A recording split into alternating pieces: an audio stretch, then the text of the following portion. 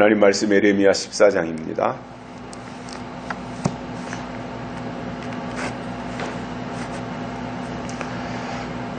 오늘 주시는 하나님 말씀 예레미야 14장 17절과 18절 두 절의 말씀 봉독해 드리겠습니다. 너는 이 말로 그들에게 이르라.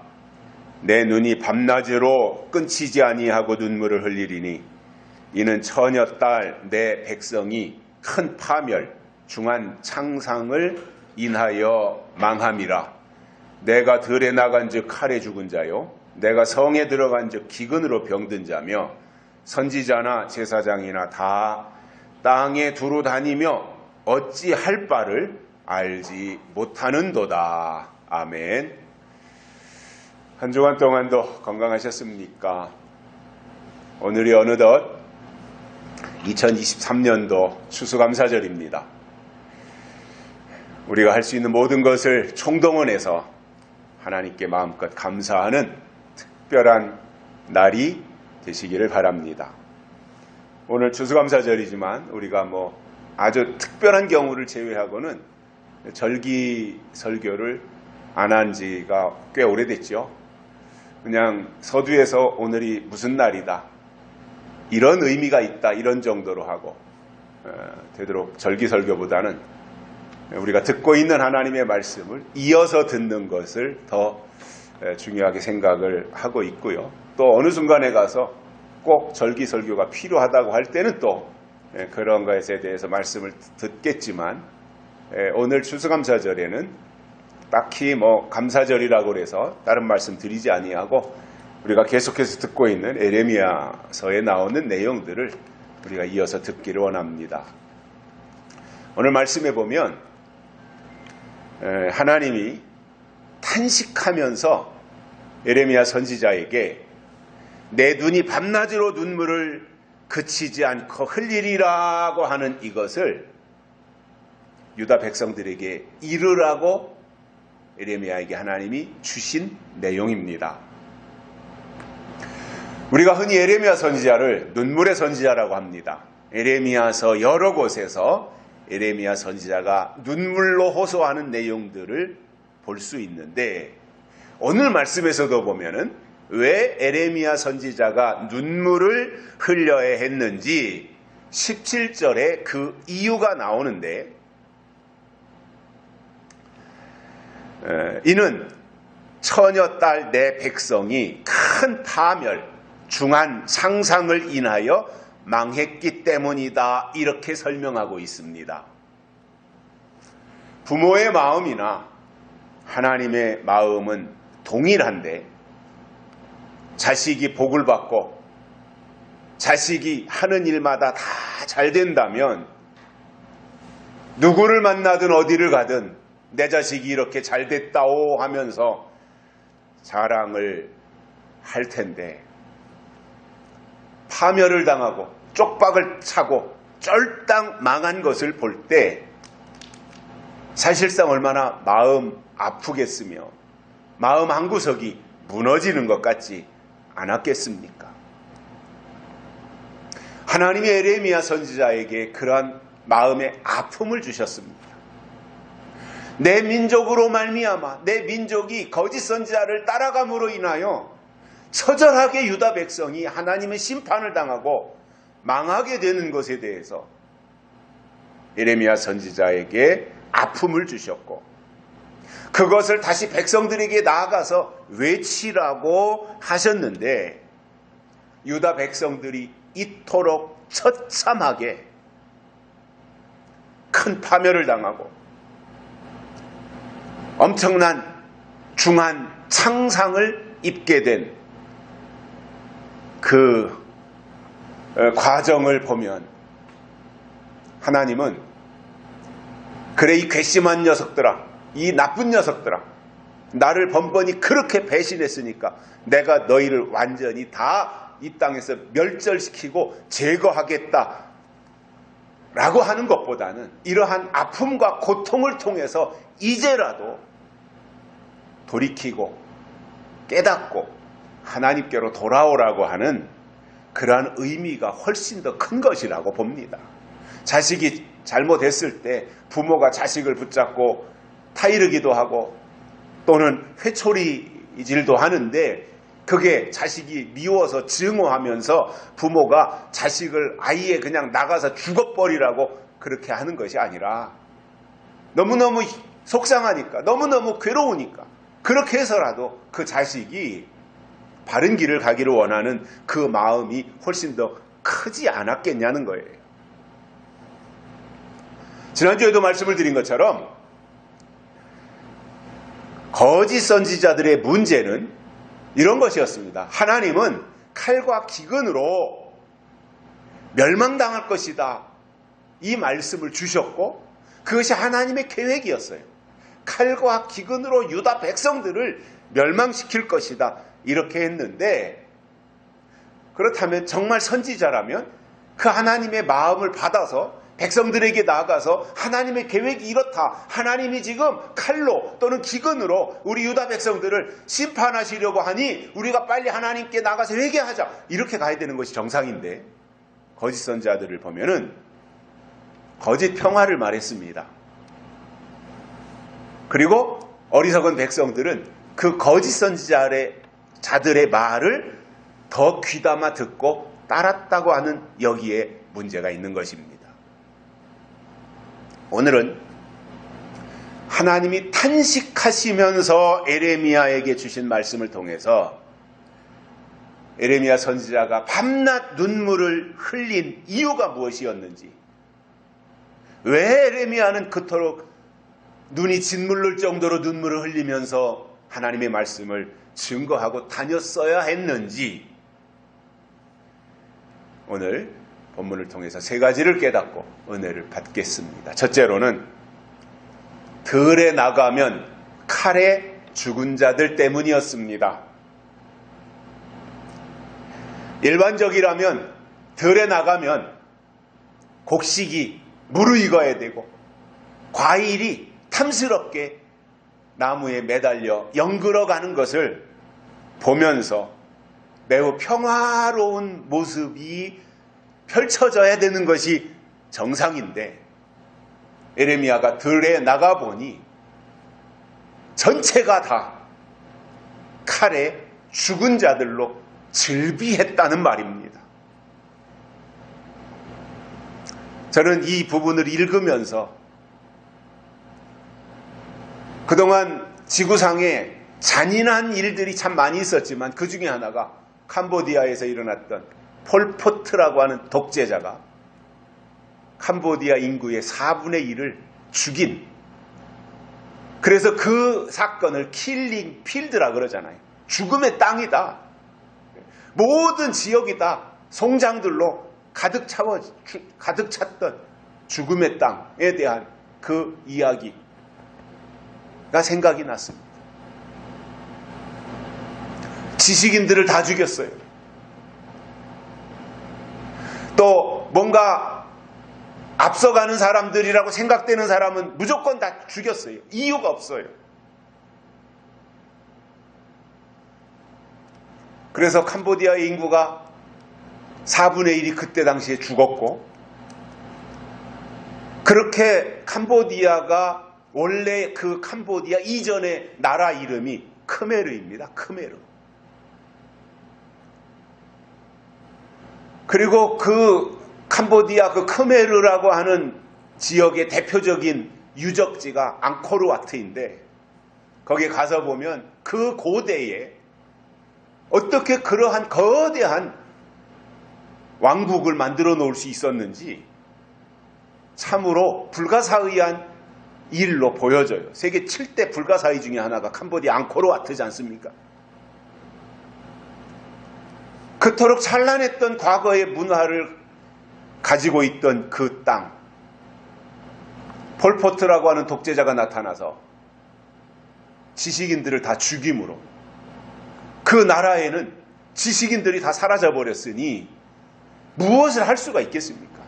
지금도 가보면 가난한 나라예요.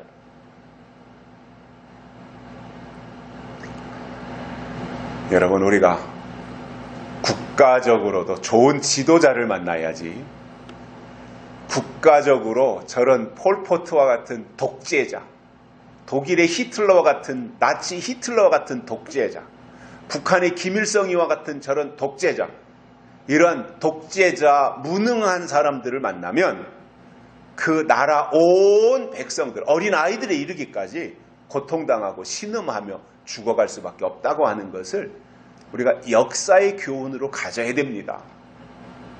그래서 자유민주주의가 중요한 거예요. 우리 대한민국은 자유민주주의예요. 개인의 자유가 가장 우선적으로 보장되는 것이 자유민주주의라는 말이에요. 그래서 그 자유민주주의라고 하는 말 속에 개인의 자유가 우선이 되어지고 개인의 자유 속에는 선택의 자유가 들어가 있는 거예요. 그것을 다 보장해 주는 거예요.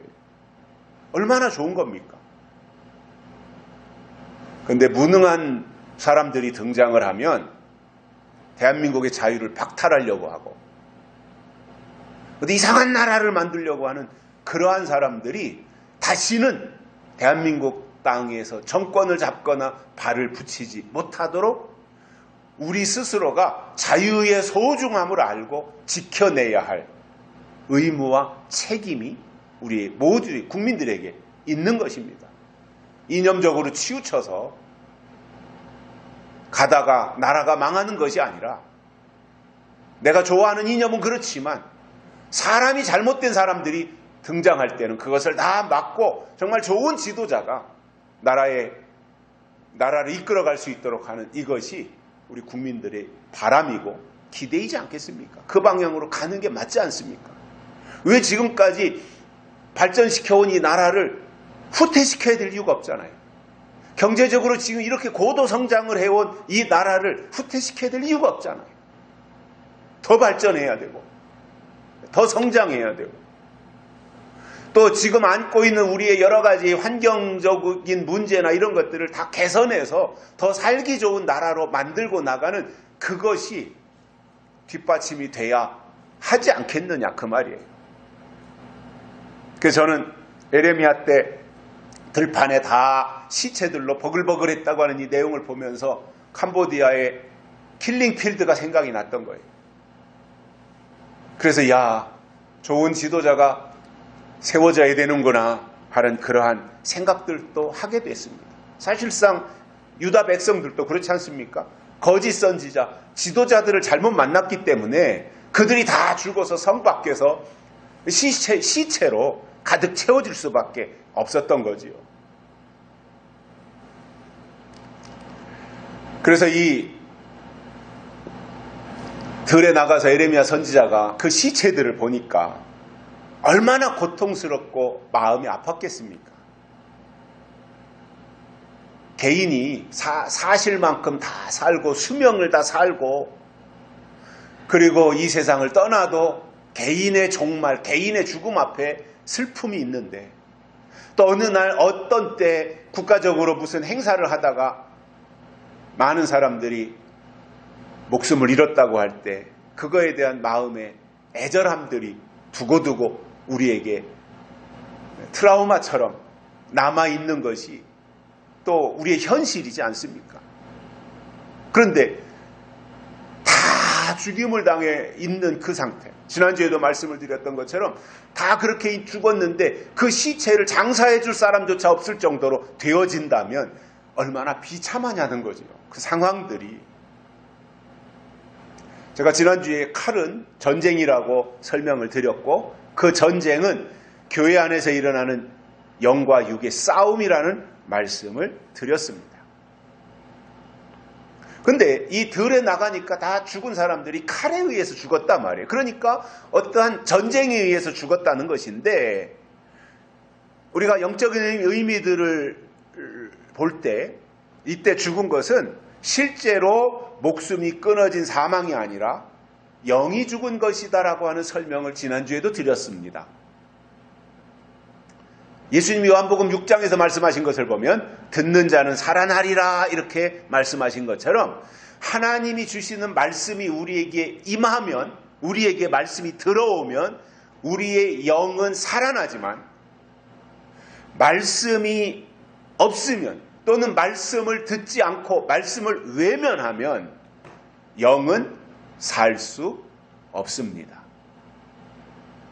어느 날 하나님이 에스겔 선지자를 부르시면서 이렇게 말합니다. 에스겔아, 저 골짜기에 있는 마른 뼈들이 능히 살겠느냐? 이렇게 물으신 거예요. 하나님이 에스겔 선지자에게. 그때 에스겔이 주께서 아시나이다 이렇게 대답을 합니다. 그랬더니 하나님이 다시 에스겔에게 이런 말씀을 하십니다. 너는 이 뼈들에게 대언하여 이르기를 너희 마른 뼈들아 여호와의 말씀을 들을지어다. 다 죽어서 살은 다 썩어서 없어지고 뼈다귀만 남아서 거기가 공동묘지였는지 뼈 동네에서 사망한 사람들은 다 거기다 갖다가 던져서 이 뼈 저 뼈 다 뒤섞여 엉켜있는 그 상황인데 그 마른 뼈들을 향해서 이 여호와의 말씀을 들을지어다 이렇게 외치라고 했습니다. 그러면서 내가 생기로 너희에게 들어가게 하리니 너희가 살리라. 이렇게 에스겔 선지자에게 외치라고 한 거예요. 하나님이. 무슨 말이냐면 정말 하나님의 말씀이 임하면 살아난다 그 말입니다. 언제 죽었냐가 중요한 게 아니에요. 육신은 다 썩고 살은 다 썩어 문드러졌고 이제 뼈만 남아있느냐 뭐 그게 중요하지 않다는 거죠. 하나님에게는. 하나님은 창조주이신데 무에서 유를 만들어내시는 분이신데 하나님은 생명을 지으신 분이신데 그분에게 불가능한 게 있겠냐는 거예요. 그래서 매장을 했든 화장을 했든 하나님에게 그게 뭐 중요하겠습니까? 매장을 한 사람은 부활을 할 수 있고 화장을 한 사람은 다 형체가 없어져서 가루가 재가 되어서 다 여기저기 뿌려졌으니 부활하는데 문제가 생긴다고 말한다면 하나님을 제한하는 거지 않습니까? 하나님을 제대로 이해하지 못하는 것이지 않습니까?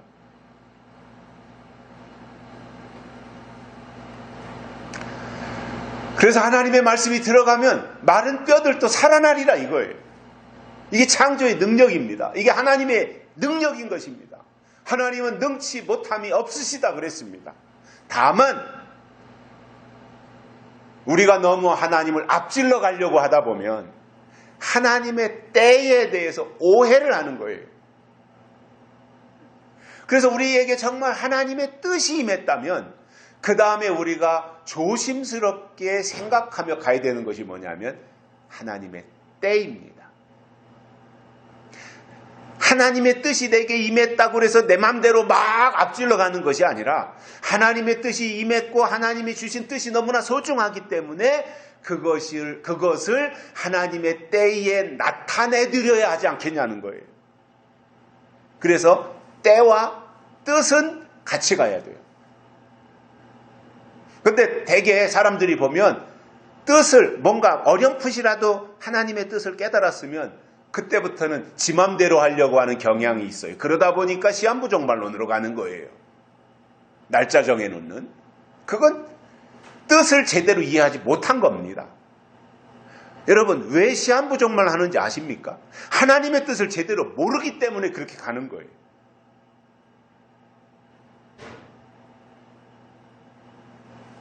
그래서 에스겔 선지자가 대언했더니 뼈와 뼈가 만나고 이 뼈와 저 뼈가 들어맞아서 뼈에 힘줄이 생기고 그리고 거기에 살이 붙어 다니고 그러면서 하나님의 군대가 되었다 이렇게 말씀하고 있습니다. 중요한 것은 하나님이 때를 따라 주시는 말씀이고 그 말씀이 있으면 그의 영은 어떠한 여건 속에서도 살 수 있지만 그때 주신 말씀이 없으면 아무리 허우대는 멀쩡하고 겉은 좋아 보여도 그의 영은 살지 못한다는 말입니다. 하나님이 우리에게 주신 영은 하나님이 주시는 말씀을 먹어야 살기 때문에 말씀이 있어야 돼요. 특히 그때그때마다 주시는 약속의 말씀이 있어야 되는데 다른 것은 다 잘하면서 그때 주신 말씀이 없으면 거기에는 하나님이 계시지 않다 말입니다. 찬송가 크게 부른다고 거기 하나님이 계신 거 아닙니다. 큰 목소리로 주여 삼창하고 기도한다고 거기 하나님이 계신 거 아닙니다. 하나님은 영이시고 영은 말씀이시기 때문에 말씀이 있어야 하나님이 계신 겁니다. 에레미야 선지자는 들판에 나가서 실제로 칼에 죽임을 당한 시체들을 봤다면 앞으로 교회는 영과 육의 전쟁터가 되어서 치열하게 싸울 텐데 약속의 말씀을 받은 사람들과 무적행에서 올라온 황충이와의 마지막 한판 승부가 예고되어 있는 겁니다. 그 싸움에서 하나님은 풀이나 푸른 것이나 각종 수목은 해하지 말라고 했으니 살아있는 신앙은 황충이가 절대 접근하지 못합니다. 절대 살아있는 신앙은 황충이가 손대지 못합니다. 다만 하나님이 황충이에게 말씀하신 것이 뭐예요? 이마에 하나님의 인을 받지 아니한 자들만 해하라 이렇게 말씀하셨기 때문에 이 마지막 황충이와의 전쟁은 교회 안에 있으면서 하나님의 인을 맞지 않고 영이 죽은 모든 사람들은 다 칼로 죽임을 당한다는 말입니다. 에레미야 당시에 들판에 나가면 칼에 죽은 자들이 가득했다고 하는 이 말씀이 계시록에서 보면 계시록 8장과 9장에 나오는 나팔장 여기에 해당이 되는데 그 부분을 잘 읽어보면 계시록 8장도 그렇고 나팔을 불 때마다 죽이는 역사가 나타나지 않습니까? 뭐 3분의 1이 죽고 3분의 1이 죽고 이렇게 계속해서 죽이는 내용이 나와요.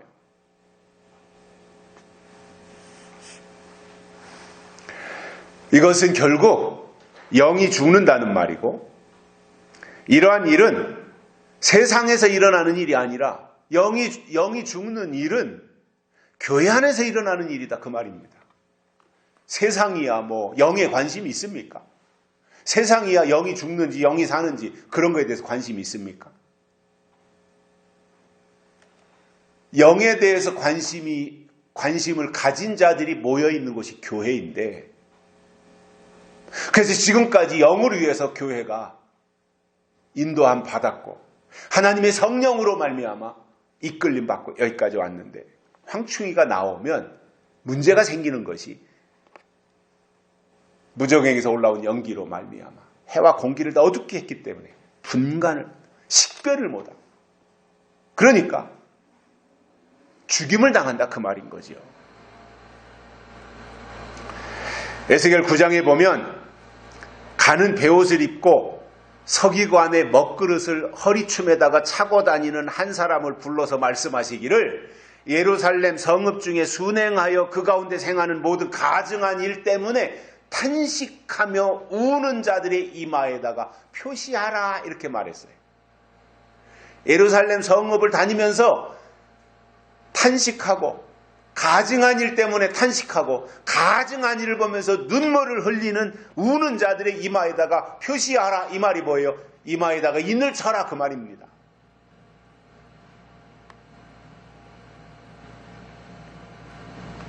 그래서 에레미야 선지자가 들에 나가 칼에 죽은 자들 때문에 슬퍼하며 울었던 것처럼 에스겔 선지자는 서기관의 먹그릇을 차고 있는 사람에게 지시하기를 예루살렘 성읍 안에 행하면서 가증한 일 때문에 탄식하며 우는 자들의 이마에다가 표하라, 인을 쳐라 이렇게 말씀하셨던 거예요. 무슨 말이냐면 믿음이 잘못 가는 것을 보면서 하나님의 뜻이 아닌데도 하나님의 뜻이라고 우격다짐으로 말하는 것을 보면서 또 교회가 영적인 방법으로 가지 아니하고 육적으로 가는 것을 보면서 또 교회가 하나님의 비위를 맞추려고 하는 것이 아니라 사람의 비위를 맞추는 잘못된 모습을 보면서 탄식하면서 아 이게 아닌데 이렇게 가면 안 되는데 하면서 우는 자들의 이마에 하나님이 인을 치신다 그 말씀을 하시는 것입니다. 그러나 예레미야 때 사람들을 보면 그들이 하나도 살아남지 못하고 다 칼에 죽은 것처럼 지금도 하나님의 사람이라고 말은 하면서 하나님이 주신 것이 없으면 마지막 교회 안에서 일어날 영적 싸움에서 다 죽임을 당하고 만다는 말입니다. 두 번째로는 성에 들어가니까 기근으로 병든 자들이 있어서 예레미야가 눈물을 흘렸다는 말입니다. 그러니 성 밖에는 칼에 죽은 시체들이 쫙 깔려 있고 성 안에 들어가니까 기근으로 병든 자들이 버글버글하고 있고 그러니 온전한 사람이 하나도 없으니 거기에 무슨 희망이 있습니까? 온 천지가 죽은 시체 아니면 병든 자들 뿐이었으니 거기에 기대할 게 뭐가 있습니까? 성 밖이든 성 안이든 똑같은 거 아닙니까? 성 밖은 칼에 죽은 시체들이 있고 성 안에는 병든 환자들만 버글버글하고 있다면 다를 게 뭐냐 말이죠. 성 밖이나 성 안이나. 일반적이라면 그리고 보편적이라면 또 평상시 같으면 성에 들어가면 즐거운 소식이 있어야 되고 기쁜 소리가 들려야 하는데 기근 때문에 병든 자들로 가득 차 있으니 웃을 일이나 즐거운 일이 있었겠습니까? 성은 교회입니다.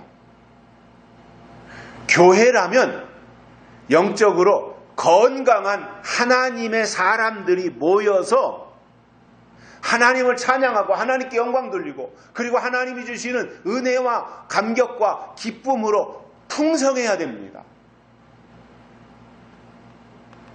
여러분, 가장 중요한 것이 뭐예요? 살아있는 거예요. 살아있는 게 가장 중요한 거예요. 그리고 살아있다면 그 다음으로 중요한 게 뭐예요? 건강한 거예요. 개인도 건강해야 되고 가정도 건강해야 하며 교회도 건강한 교회가 되어야 영혼을 살릴 수 있고 악한 영들과 싸워 이길 수 있는 겁니다. 병들어서 골골골골 하는데 무엇과 싸워요? 누구와 싸워요? 뭔가 침투에 들어오는 세균하고 또 싸우지 못하는 그 건강 상태 가지고 적군이 오는데 나가서 적군하고 맞짱 떠서 싸울 수 있겠습니까? 그래서 하나님의 사람들은 또는 하나님의 군대는 영과 육이 건강하고 튼튼해서 악한 세력과 어떤 싸움에서도 이길 수 있어야 하나님의 군대라는 말입니다. 병들어 골골하면 하나님의 군대 아니라는 말입니다. 싸울 수 없는데 무슨 군대가 될 수 있겠습니까? 그런데 여기에서 성 안에 있는 자들이 병이 든 것은 기근 때문에 병들었다 이렇게 말씀하시는데 이게 문제라는 말이잖아요. 영적 기근. 즉 말씀의 기근이 찾아왔기 때문에 성 안에 있는 자들이 병들었다 그 말이에요. 자, 그러면 여러분 하나님이 선지자들을 보내시잖아요. 구약에서도 선지자들을 보내시잖아요.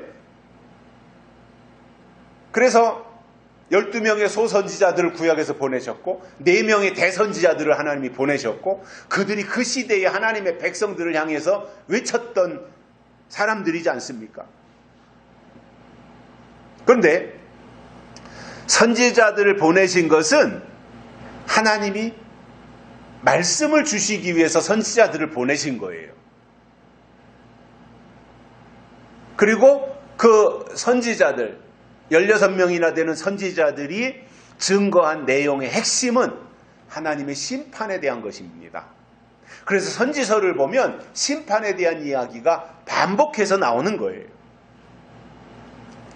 그러다가 이제 구약이 끝나고 예수님이 이 땅에 초림하신 이후로 시작한 신약은 선지자 시대는 아니지만 하나님이 세운 종들이 교회를 향해서 또는 하나님을 믿는 자들을 향해서 하나님의 심판을 생각하고 준비하면서 살리는 말씀을 증거했어야 됩니다. 그게 하나님의 교회입니다. 그런데 성 안에 여호와의 말씀을 듣지 못하는 기갈이 왔기 때문에 영이 병든 거예요. 먹지 못하면 병드는 거예요. 그리고 아무짝에도 쓸모없는 환자들만 우글거리는 난민촌이 돼버리고 만 겁니다. 겉으로 아무리 화려하면 뭐합니까? 병든 자들만 우글우글하고 있다면 어디다 그거 써먹겠습니까? 세 번째로는 선지자나 제사장들이 어찌할 바를 알지 못했다라고 말씀하고 있습니다. 밖에는 시체, 안에는 병자. 그런데 선지자들과 제사장들이 어찌할 바를 알지 못하고 우왕좌왕만 하고 있었다 그 말이에요. 자, 그러면 정말 하나님 편의 선지자이고 하나님 편의 제사장이라면 상황이 이 정도까지 오지 않도록 막았어야 되고 또 어쩔 수 없이 그 지경까지 갔다면 그 상황 속에서도 어떤 대안이 나와야 되고 아니면 처방이 나와야 되잖아요. 그런데 어찌할 바를 알지 못할 정도로 상황이 심각했다는 말입니다. 긴급한 상황에 대한 대처 능력이 떨어진다고 하는 것은 평소에 그러한 일이 올 것이라고 하는 사전 정보가 없었다는 거예요. 선 지식이 없었다는 거예요. 하나님은 미리 이미 말씀하셨는데 그거에 대한 정보를 전혀 가지지 못했다는 거예요. 또는 그거에 대해서 대비하고 준비하는 것을 전혀 하지 못했기 때문에 어찌할 바를 알지 못한 채 우왕좌왕하는 겁니다. 가끔씩 우리나라도 민방위 훈련을 합니다. 공습경보를 내리고요. 대피 훈련을 합니다. 왜 그렇습니까? 실질적으로 그러한 상황이 나타났을 때 당황하지 말고 내가 어디로 대피해야 되는지 그런 것을 미리미리 다 알고 확보했다가 그러한 일들이 실제로 나타나면 그렇게 행동하라고 하는 것을 미리미리 훈련시키기 위해서 국가 차원에서 민방위 훈련을 하는 거예요. 왜냐? 우리는 북한이라고 하는 저 적과 대치하고 있잖아요. 언제 북한이 포를 쏘고 우리나라를 침범할지 모르니까 국민들이 유사시를 대비해서 군인들이야 전쟁터로 나가서 싸우겠지만 일반 국민들이야 대피를 해야 되니까 그것을 미리미리 훈련시키고 정보를 알려주고 또 우리가 어떻게 행동해야 되는지에 대해서 국가가 우리에게 통보를 해주는 거예요. 그러면 국민의 한 사람으로 이러한 일들이 나타날 것을 실제 상황을 대비해서 이렇게 대피해야 되는구나. 공습경보가 나면 이렇게 해야 되는구나. 이것에 대해서 숙지하고 있어야 당황하지 아니하고 실제 상황이 전개되더라도 우리 스스로를 보호할 수 있다라는 거잖아요. 영적인 원리도 똑같은 거지요. 그런데 전혀 대비를 안 하다 보니 우왕좌왕하고 있는 거예요. 일반 백성들이 그랬다면 그럴 수 있다 이해하지만 선지자가 우왕좌왕, 제사장이 갈팡질팡 이러고 있다면 무슨 거기에서 대안이 나올 수가 있겠습니까? 그러면 왜 유다 나라가 이렇게 되었냐? 왜 선지자들, 제사장들이 이렇게 되었느냐 하면은 지난주에 말씀드린 것처럼 거절하고 물리쳐야 할 거짓 선지자의 말을 듣고 따랐기 때문에 그런 겁니다. 하나님이 유다를 향해서 망하겠다라고 말씀하신 것은 거짓 선지자 때문에 그렇습니다. 그래서 에덴 동산을 망친 것도 뱀의 거짓말이었잖아요. 선악과를 따먹으라고 종용했던 뱀의 거짓말이었잖아요. 이걸 먹으면 너는 눈이 밝아질 것이고 하나님처럼 될 것이다. 거짓말한 거잖아요. 가짜뉴스. 마찬가지로 교회 동산을 무너뜨리는 것도 거짓 선지자들이라는 거예요. 그래서 참말과 거짓말 사이에서 우리는 분별할 수 있어야 됩니다. 하나님이 때를 따라주시는 약속의 말씀, 예언의 말씀이냐, 아니면 이것은 캐캐묵은 옛날부터 이어져 내려온 옛날 얘기냐, 이것에 대해서 우리가 분별할 수 있어야 됩니다.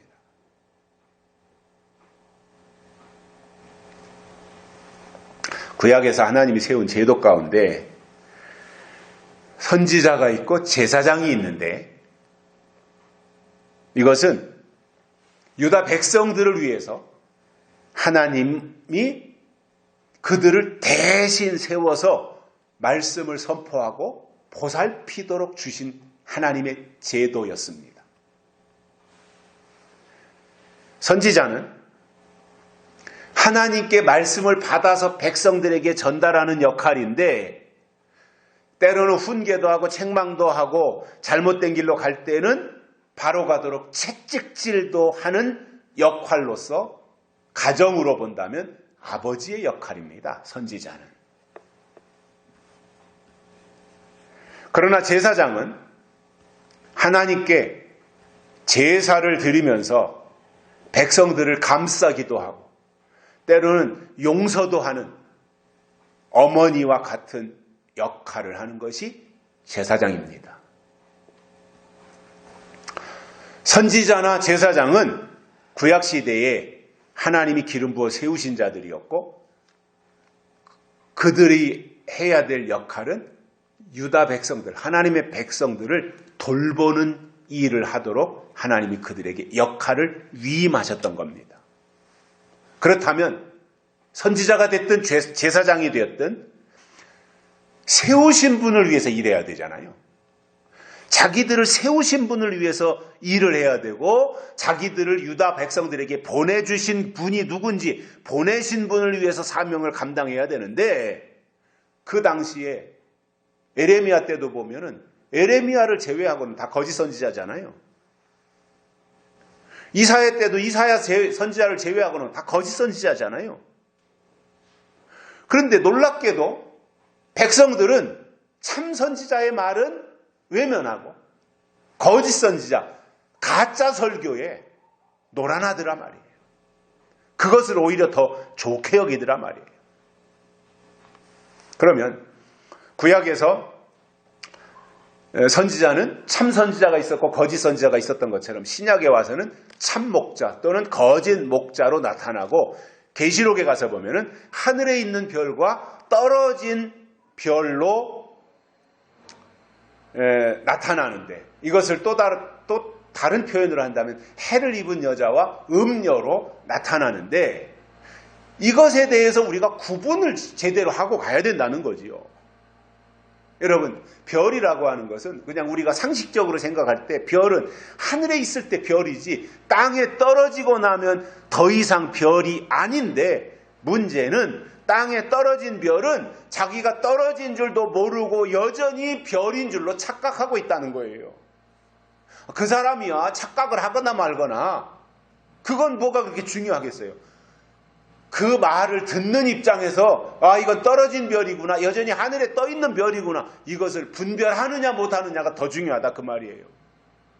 어차피 마지막 때가 되면 무화과 나무의 선과실이 대풍에 떨어지듯이 별들이 다 떨어지는 시대가 온다고 말씀하고 있습니다. 그렇다면 그때 교회와 믿는 자들이 해야 되는 일이 뭐라는 거예요? 하늘에 속한 별을 분별할 수 있어야 된다, 그 말인 겁니다.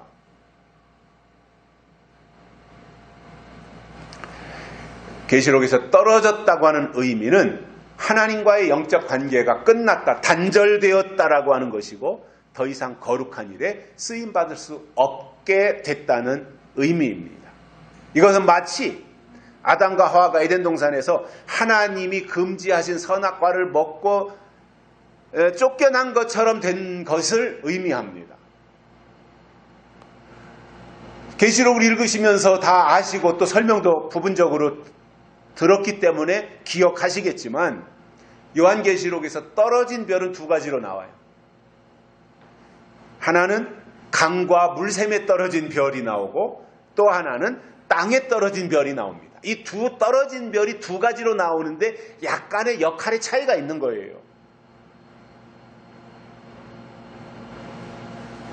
먼저 강과 물샘에 떨어진 별은 셋째 나팔을 불 때 떨어졌어요. 그리고 이 별의 이름은 쑥이라 그랬어요. 그런데 그 떨어진 별 쑥이 횃불같이 타는 큰 별이었다는 거예요. 그러니까 엄청난 영향력을 가지고 횃불처럼 타는 큰 별이었으니까 얼마나 많은 사람들이 그 별을 우러러보고 있었겠습니까? 그런데 강과 물샘에 떨어져 버린 겁니다. 이때부터 그 별의 이름이 쑥이라고 그랬고 그 쑥이 강과 물샘에 떨어졌으니 그 순간부터 그 강은, 그 물샘은 쑥물 또는 쓴 물을 내는 물이 되었고, 그것도 모르고 여전히 우리가 어제도 이 물 먹었고 그저께도 이 물 먹었으니 오늘 또 이 물을 먹는 게 무슨 문제가 있느냐, 똑같은 물이 아니겠느냐라고 분별 없이 그 물을 마시면 많은 사람들이 그 물 때문에 죽는다. 성경은 이렇게 말씀하고 있습니다. 생수를 마시면 그 생수 때문에 많은 사람들이 살지만 쑥물을 마시면 그 물로 인해서 많은 사람들이 죽는다는 거예요. 그렇다면 하나님의 교회는 생수를 제공하는 교회가 되어야지, 겉으로는 교회인데 실제로 내용을 들어가 보니 쑥물이나 제공하고 있다면 거기는 하나님의 교회가 아니라는 겁니다. 여러분, 지금 이 시대에 2023년도를 우리가 지나가고 있는데 이 시점에서 신앙생활을 하시는 분들이 꼭 기억해야 될 것은 내가 소속되어 있는 교회가 생수를 제공하는 교회이냐 아니면 쑥물을 공급하는 교회이냐, 적어도 이거는 알고 가야 됩니다.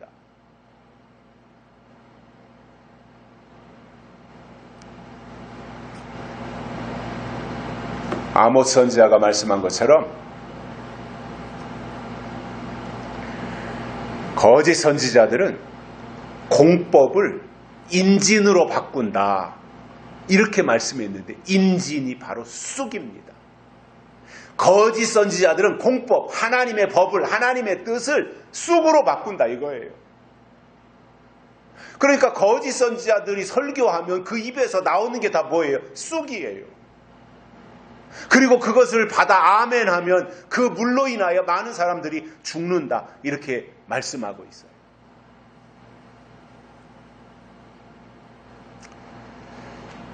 성경은 하나님의 자녀들을 가리켜서 양으로 비유하고 있는데, 양은 항상 파릇파릇 올라오는 새싹이나 푸른 풀, 새순, 이런 것을 뜯어먹습니다. 제가 오래전에 어느 분이 쓰신 글을 읽으면서 이 공감했던 부분들이 있는데, 그게 뭐냐면 다른 동물들은 들판에 나가서 이제 풀을 먹는 초식 동물들이 있지 않습니까? 소가 됐든 뭐 토끼가 됐든 이런 초식 동물들이 있는데, 이런 동물들은 쑥을 먹으면 건강에 이롭답니다. 쑥을 먹으면 건강에 도움이 된답니다. 근데 유독 양은 쑥을 먹으면 변을 제대로 보지 못하고 죽는답니다. 그래서 양하고 쑥하고는 안 맞는다는 거예요. 하나님을 믿는 우리들이 양이라면 우리는 푸른 풀을 먹어야지, 쑥을 먹으면 영이 죽는다는 거예요. 계시록에서 그렇게 말씀하고 있지 않습니까? 하나님은 어느 날 에레미야 선지자를 부르셔가지고 큰 가마솥에서 기름이 펄펄 끓는 것을 보여주셨어요. 그리고 그 끓는 가마를 보니까 북에서부터 이렇게 서서히 기울어지는 거예요. 그리고 또 살구나무가 꽃이 피는 것을 보이시는데 이것은 바벨론으로부터 환난을 당할 것에 대한 경고였습니다. 에레미야서를 시작하면서 끓는 가마 또는 살구나무의 이야기가 등장을 하거든요. 그리고 가마솥이 북에서부터 기울었다고 하는 것은 하나님의 심판이 이렇게 지금 다가오고 있구나 하는 것에 대한 경고였다는 거예요. 그러니까 그런 내용을 본 에레미야는 안타까워서 울면서 유다 백성들을 향해서 환란이 저 북방에서부터 오고 있다. 북쪽에서부터 남쪽으로 가마솥이 기울었으니까 우리가 대비해야 된다. 준비해야 된다. 이것을 알렸고 회개하고 생수의 근원이신 여호와께로 돌아와야 된다. 목 놓아 외쳤던 것이 에레미야 선지자입니다. 그런데 그 무렵에 에레미야만 선지자라고 행세하고 있었던 것이 아니라 예루살렘 성전 또는 그 왕이 살고 있는 왕궁 근처에는 수백 명의 선지자들이 있었어요. 그러니까 왕궁을 출입하는 선지자들은 옷도 깨끗하게 입었고 또 맛있는 것을 잘 먹으니까 얼굴도 번질번질하고 기름기가 쫙쫙 흐르고 그러면서 늘 하는 말이 전쟁은 없어. 환난은 없어. 안전하고 평화로운 세상이 계속해서 이어질 거야 하면서 왕궁을 출입하는 선지자들이 여럿이가 자기들끼리 말을 맞춘 것처럼 한결같이 거짓을 예언했던 겁니다. 반면에 에레미야 선지자는 초라하잖아요. 예수님 초림하셨을 때 세례 요한을 보면 세례 요한이 약대 털옷을 입고 광야에서 메뚜기와 석청을 먹으면서 겉으로 볼 때 세례 요한이 무슨 이게 돋보이는 모습이 뭐가 있었습니까?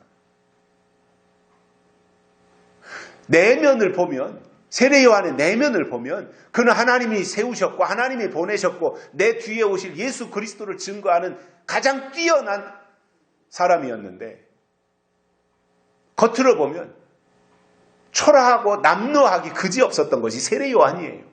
그러니까 누가 세례 요한의 말을 제대로 들으려고 하는 사람들이 없지 않겠습니까?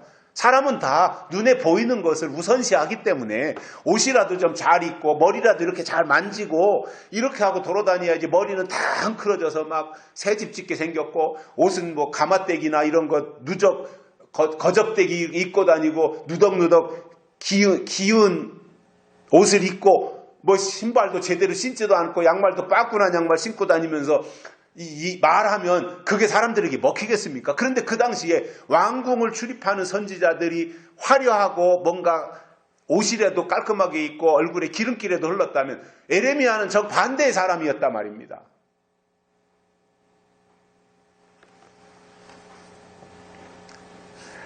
그러니 초라한 에레미야가 하는 예언을 사람들이 듣겠습니까? 아니면 옷이라도 근사하게 잘 차려입고 왕하고 가깝게 지내면서 왕궁을 출입하는 그러한 선지자들의 말을 들었겠습니까? 당연히 후자지 않겠어요.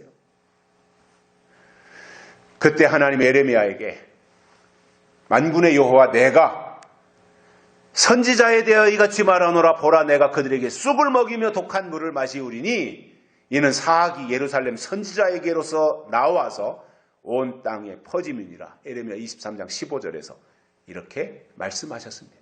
하나님이 거짓 선지자들에게 쑥을 먹이시겠다 이거예요.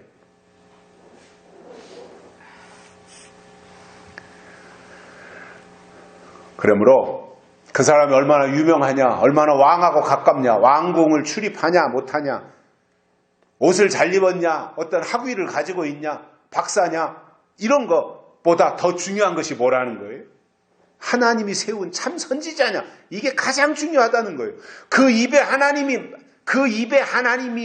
말씀을 담아주셨느냐 안 담아주셨느냐, 그 입에서 나오는 말씀이 사람들을 살리고 영혼을 살리는 약속의 말씀이냐 아니냐, 이게 더 중요하다는 말이에요.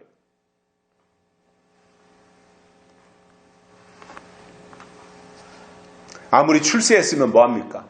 하나님이 출세한 선지자들의 입에 쑥물을 담아주셨다면 그 출세한 것이 오히려 나중에 가서는 한탄스러운 것이 되지 않겠어요? 어찌할꼬 하면서.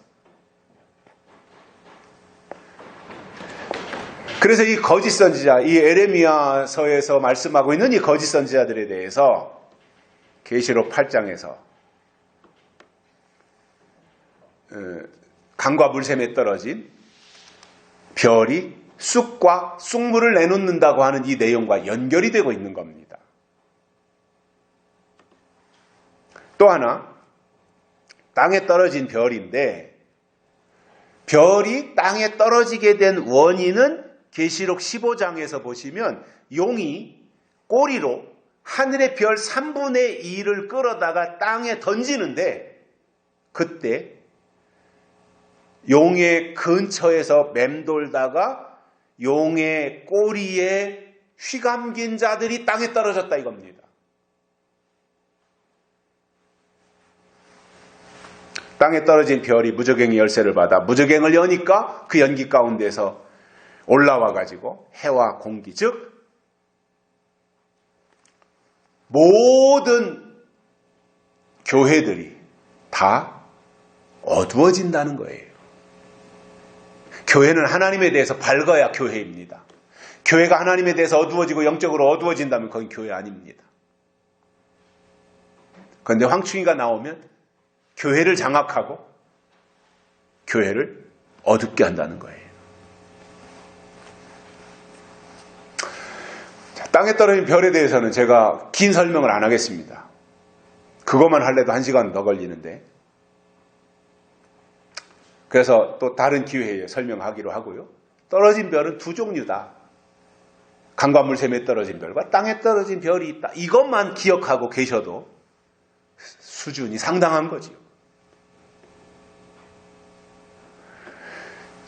그리고 정말 선지자가 됐든 제사장이 됐든 목회자가 됐든 설교자가 됐든 선교사가 됐든 하나님이 세운 종이라면 하나님 편에 서서 일을 해야 돼요.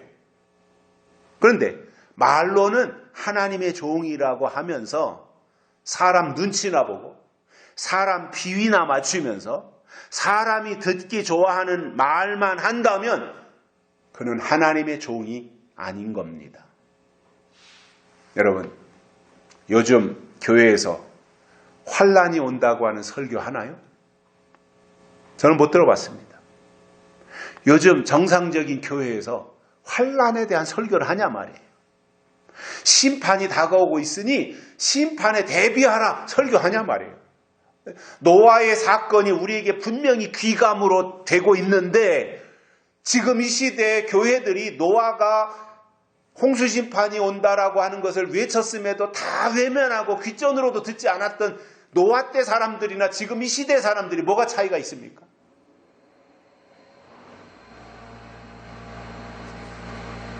그리고 어쩌다 심판에 대한 이야기를 해도 안 믿는 세상 사람들을 심판하고 저 세상을 심판한다고 하지 교회 심판에 대해서는 입도 뻥끗하지 못하고 있습니다. 그러니까 성경과 다른 이야기들을 하고 있는 거예요. 그러니까 그게 거짓 선지자지요. 성경과 다른 이야기하면 거짓 선지자지요. 아무리 좋은 신학교 나오고 아무리 어디 가서 좋은 학교에 가서 박사학위를 받아가지고 오면 뭐합니까? 그 속에 그 입술에 하나님이 주신 약속의 말씀이 없으면, 하나님이 주신 것이 없으면 자기 생각을 말한다면 그게 거짓 선지자지 않겠냐는 거예요. 예수님의 재림을 앞두고 있는 시점에서 재림 소식, 환난 소식, 심판 소식 이런 것에 대해서 나팔을 불어주는 것보다 더 중요한 것이 없는데도 불구하고 그런 것에 대해서는 아예 함구하고 설교를 안 합니다. 직무유기하고 있는 것입니다. 50년 전만 해도 영적인 분들이 참 많았어요. 그래서 부흥사님들은 영적인 분들이었어요. 기도도 많이 하고 성경도 정말 깊이 보면서 자기 나름대로 깨달은 하나님이 주신 어떠한 것이 있어서 그것을 가지고 교회에 초청을 받아서 일주일 동안, 그때는 월요일 저녁부터 토요일 새벽까지 할 때니까, 요즘 부흥회는 주일 저녁에 시작해서 수요일 저녁에 끝난다 그래요. 낮에는 하지도 않고 저녁에만. 물론 뭐 그렇게라도 해서 사람들이 영혼을 깨우친다면 하루 하면 어떻고 1시간 하면 어떻겠습니까? 그런데 흉내만 내고 신용만 내지 그 속에 감동이 없고 하나님이신 약속이 없고 유전자가 없다면 그것이 어떻게 하나님의 역사일 수 있겠냐는 거예요. 그 옛날에 50년 전에 부흥 강사님들이 교회에 오시면 그분들의 설교의 핵심이 뭐였어요? 환란이 온다. 인 맞아야 된다. 이것을 핵심으로 놓고 설교했습니다. 그 두 가지를 설명하기 위해서 스가랴서에 가서 낮에는 사경회를 하고 밤에는 불로불로 하면서 부흥회를 하고,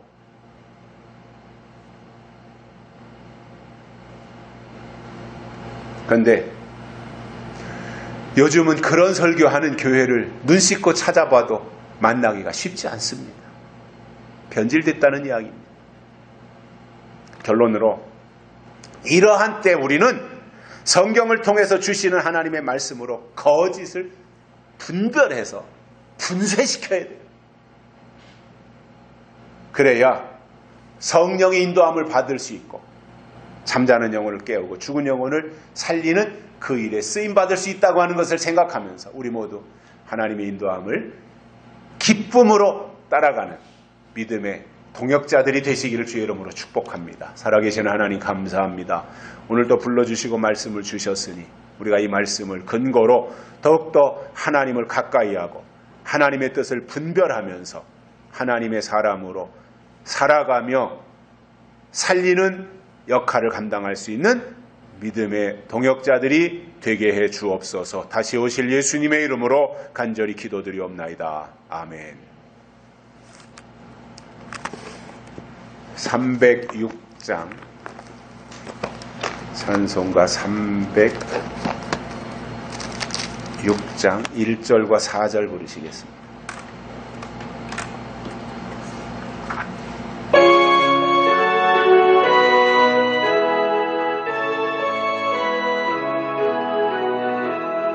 감사는 성도요 주수 찬송 부르세 순교로기 전 염렵게 거뒀네 하나님이 우리에게 일용 양식 주시니 주의 전에 모여서 주수 찬송 부르 4절입니다.